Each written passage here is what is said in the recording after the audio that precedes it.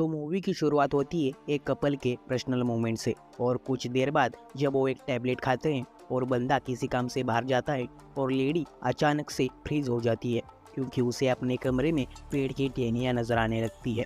और उस बंदे के साथ भी कुछ अजीब होता है। जैसे ही वो लिफ्ट से बाहर कदम रखता है उसे सामने बहुत ही बड़ा रेगिस्तान नजर आने लगता है। वो को समझ नहीं पाता और इधर उस लेडी को एक जंगली आधी लड़की नजर आ रही होती है और अचानक से उसका रूम पूरी तरह से जंगल में तब्दील हो जाता है।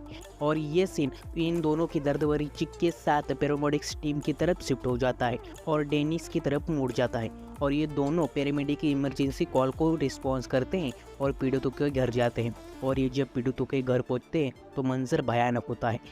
घर की लेडी जैसे नशे में धुत होती है और उससे ज़रा भी एहसास नहीं होता कि उसका पति खून से भीगा हुआ है, ज़मीन पर पड़ा है और घर की दीवार पर खून से भरी एक तलवार लटकी हुई है। और वही उसकी बेटी भी उसी लेडी की तरह नशे में होती है और वहाँ दीवार पर अजीब मैसेज लिखा होता है। उसे पूछने पर कि यहाँ क्या हुआ तो वो बताती है कि उसे तेज़ हवाओं की आवाज़ सुनाई दी और उसकी तलाश लेने पर उसके पास हीरोइन ड्रग्स और उसके पति के पास न्यू लॉन्च ड्रग्स मिलता है।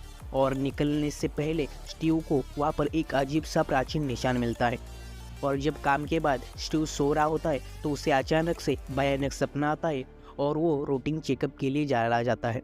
और उसके बाद इन दोनों की पर्सनल लाइफ के बारे में हमें पता चलता है। स्टीव डिप्रेशन में जा रहा है क्योंकि वो अपनी लाइफ में अकेला है और वो अपनी पूरी लाइफ शराब के नशे में गुजारना चाहता है। और वही उसका दोस्त डेनिस अपनी शादीशुदा ज़िंदगी से बहुत ही ज़्यादा परेशान है क्योंकि उसकी बेटी प्रेग्नेंट है और वो सिर्फ 18 साल की है। उसकी वाइफ क्यारा भी उसके पति से ज़्यादा खुश नहीं होती क्योंकि घर का सारा काम उसे अकेला करना पड़ता है। स्टीव और उसके दोस्त डेनिस की लाइफ देखकर ये सोचता है कि फैमिली है तो परेशानी होती है, लेकिन उसे यह नहीं पता होता कि फैमिली होनी अच्छी बात है। और हमें पता चलता है कि वो एक दूसरे की लाइफ को ज़्यादा पसंद करते हैं। और हम देखते हैं कि अगले दिन उन्हें एक कॉल आता है और वहाँ जाने के बाद पीड़ित को देखकर ऐसा लग रहा था कि उसे किसी खोलते हुए तेल से बाहर निकल गया हो।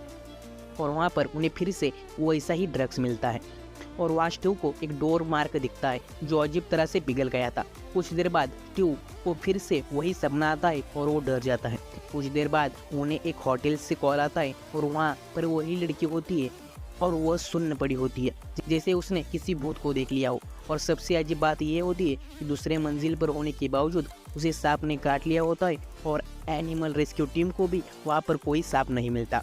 और सीन शिफ्ट होता है और हमें स्टीव हॉस्पिटल में नजर आता है और वो डॉक्टर उसे कहते हैं तुम्हारे मस्तिष्क में स्पाइनल ग्लैंड पर एक ट्यूमर है जो ग्रो कर रहा है। और हैरान की बात यह होती है कि उसका स्पाइनल ग्लैंड अभी भी यंग होता है, यह सिर्फ टीनेजर में पाया जाता है। और डॉक्टर उसे कहते हैं उसके पास सिर्फ 6 हफ्ते हैं। स्टीव बहुत ही ज़्यादा दुखी हो जाता है, अपना दुख अपने दोस्त को बताना चाहता है, लेकिन लास्ट मौके पर वो डेनिस को कुछ नहीं बताता क्योंकि उसके लाइफ में भी बहुत ही ज़्यादा प्रॉब्लम चल रहे और डेनिस की लाइफ भी उतल पुतल होती है क्योंकि उसकी बेटी ब्रियाना कल रात की पार्टी से गायब हो गई है।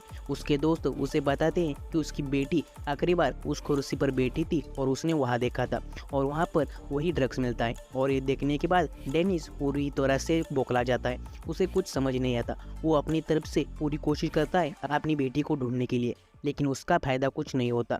और स्टीव अपने आखिरी समय में अपने दोस्त को इतना परेशान नहीं देख पाता और उसे समझ आता है कि ये जो कुछ भी हो रहा है उस ड्रग्स की वजह से हो रहा है और वो ड्रग्स लीगल होता है। इस वजह से स्टीव जहाँ पर ड्रग्स सप्लाई होता है वहाँ जाकर सारा ड्रग्स खरीद लेता है। और इसी तरफ डेनिस और उसकी वाइफ को डर लगने लगता है कि उसकी बेटी को कुछ हो न गया हो और इस वजह से इन दोनों के बीच में झगड़ा होता है और उसकी पत्नी डिवोर्स फाइल करती है।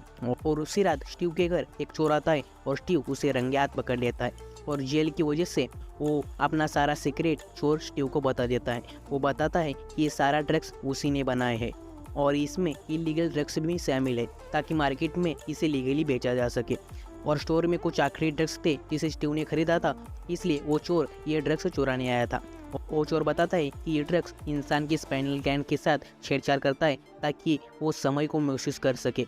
जैसे कि ये ड्रग्स लेने के बाद इंसान गोश्त की तरह समय में पीछे जाता है, वो टाइम ट्रैवल कर सकता है और वहीं पर जो टीनेजर होते हैं वो पूरी तरह से टाइम में पीछे जा सकते हैं क्योंकि उनका स्पाइनल ग्लैंड यंग होता है। ये जानने के बाद स्टीव को समझ आता है कि शुरुआत में जो बड़े कपल थे उन पर इस ड्रग्स की पूरी तरह से काम नहीं किया था। इस वजह से वो समय के लिए गोश्त की तरह टाइम ट्रैवल कर गए और वापस आ गए। लेकिन वही डेनिस की बेटी वापस नहीं आ पाई और उस लेडीज़ को भी जंगल के सांप ने ही काटा होगा। वो स्टीव से ड्रग्स मांगता है लेकिन स्टीव ड्रग्स नहीं देता और वो ड्रग्स चेक करने लगता है। और जैसे ही स्टीव ड्रग्स लेता है उसके आसपास की जगह बदलने लगती है और देखते ही देखते वो अपने आप को एक जंगल में पाता है और कुछ देर बाद वो नॉर्मल होने लगता है। तभी एक सैनिक उसे देख लेता है और उसको मारने के लिए उस पर हमला करता है। लेकिन जैसे ही वो सैनिक हमला करता है स्टीव प्रेजेंट में वापस आ जाता है। वो उसे अच्छे से समझने के लिए वो कैमरा ऑन करके टैबलेट फिर से खाता है। अब वो बर्फीली तूफान में पहुंच जाता है और वहाँ ठंड की वजह से वो मरने ही वाला होता है। तभी वो प्रेजेंट में आ जाता है और उसके मन में एक सवाल उठता है कि अभी उसने उसी जगह से टैबलेट खाई तो वो बर्फीले तूफान में कैसे पहुँच गया।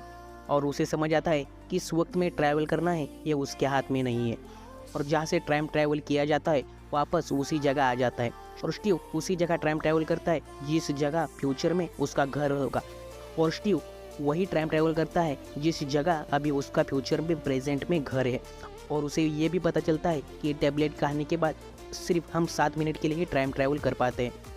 और उसे यह पता चलता है कि हम पास्ट में जाने के बाद जिस भी चीज़ को टच करते हैं वो प्रेजेंट में आ सकती है। और उसे यह जानना होता है कि ये सिर्फ निर्जीव पर लागू होता है या सजीव पर लागू होता है। ये जानने के लिए वो अपने साथ अपने कुत्ते को ले जाता है और एक टैबलेट खाता है और वो 80 सेंचुरी में पहुंच जाता है जहाँ पर उसका घर था। उस घर में ये कोई और रह रहा था और वो घर मालिक इन दोनों को देखकर इन पर हमला करता है और स्टीव अपनी जान बचाने के लिए घर से भाग जाता है। और लेकिन वो 7 मिनट होने के बावजूद स्टीव प्रेजेंट में वापस नहीं आ पाता। तभी उसे पता चलता है कि हमें उसी जगह पे होना चाहिए जहाँ से आपने टैबलेट खाई थी, तभी हम प्रेजेंट में वापस आ सकते हैं। इसलिए वो स्टीव रात का इंतज़ार करता है और रात का इंतज़ार करने के बाद स्टीव वहीं पर जाकर टैबलेट खाता है। लेकिन इनकी बदकिस्मती घर का मालिक अभी जाग रहा होता है। दोनों के बीच में फिर से हाथापाई शुरू हो जाती है और स्टीव का कुत्ता स्टीव से दूर चला जाता है और तभी वक्त ख़त्म होने की वजह से स्टीव प्रेजेंट में वापस आ जाता है और उसका कुत्ता वहीं पर रह जाता है। ये देखकर स्टीव बहुत ही ज़्यादा दुखी हो जाता है लेकिन वो कुछ नहीं कर पाता। स्टीव के पास बहुत ही कम टैबलेट होती है, या तो वो डेनिस की बेटी को बचा सकता था या कुत्ते को बचा सकता था। इसलिए वो डिसाइड करता है कि वो डेनिस की बेटी को बचाएगा। इसलिए स्टीव वहीं पर जाता है जहाँ पर आखिरी बार डेनिस की बेटी को देखा गया था। इसलिए वो कुर्सी के पास जाकर फिर से टैबलेट खाता है लेकिन वहाँ पर डेनिस की बेटी नहीं मिलती। स्टीव को याद आता है कि डेनिस की बेटी डिप्रेशन में थी, इसलिए उसे शांति की ज़रूरत थी। इसलिए स्टीव को डेनिस को पूरी कहानी बतानी होगी। लेकिन कहानी पूरी बताने के बाद डेनिस खुद टाइम ट्रैवल करना चाहता था लेकिन वो ऐसा कर नहीं सकता था। स्टीव उसे पूरी कहानी बता देता है कि जिसका स्पाइनल ग्लैंड यंग होगा वही टाइम ट्रैवल कर पाएगा। इसलिए डेनिस अपनी बेटी की फेवरेट जगह पे स्टीव को लाता है और स्टीव वहाँ जाकर टैबलेट खाने के बाद वो वर्ल्ड वॉर 2 में पहुंच जाता है। वहाँ पर लड़ाई शुरू होती है। स्टीव डेनिस की बेटी को ढूंढना चाहता है और इधर उधर ढूंढता है लेकिन स्टीव को डेनिस की बेटी नहीं मिलती। लेकिन कुछ देर बाद डेनिस की बेटी स्टीव को ढूंढ लेती है और वो वापस प्रेजेंट में आना चाहते हैं और तभी वो पत्थर की तरफ आने लगते हैं। लेकिन तभी एक सैनिक उन्हें देख लेता है और उन्हें झुकने के लिए कहता है और उनकी हाथापाई में स्टीव को गोली लगती है और स्टीव को लगता है कि उसे गोली लगने की वजह से वो टाइम ट्रैवल कर पाएगा या नहीं। इसलिए वो डेनिस की बेटी को टैबलेट देता है और स्टीव डेनिस की बेटी से दूर चला जाता है उस सैनिक को रोकने के लिए। लेकिन उसी वक्त टाइम खत्म हो जाता है और डेनिस की बेटी प्रेजेंट में आ जाती है और स्टीव पास्ट में ही फंस जाता है। डेनिस अपनी बेटी को देखने के बाद समझ जाता है कि स्टीव ने अपनी कुर्बानी दी उसकी बेटी को बचाने के लिए। अब स्टीव फाइनली पूरी तरह से पास्ट में फंस गया है क्योंकि ये ड्रग्स जिसने बनाया था उसने सुसाइड कर लिया है, ऐसा बैकग्राउंड में हमें न्यूज़ पर सुनाई देता है। और इसी के साथ ये मूवी की कहानी खत्म हो जाती है।